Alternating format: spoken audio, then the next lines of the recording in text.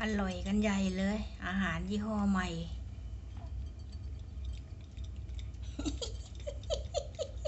แซ่บหลายแซ่บหลายกันเน้นเป็นซ่านเลยแซ่บหลาย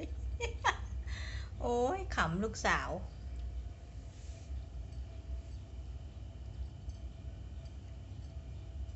สงสัยเบื่ออาหารเก่าถุง10 โลกินนาน4 เดือนนะ10 โล4 เดือน2 ตัวก่อนหน้านี้กินอาหารเปียกไปแล้วคนละครึ่งซองกินเยอะก็ท้องเสียขี้จะเหลวถ้ากินอาหารเปียกเยอะจัด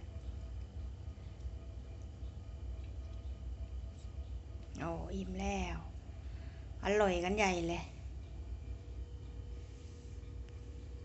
เปลี่ยนใหม่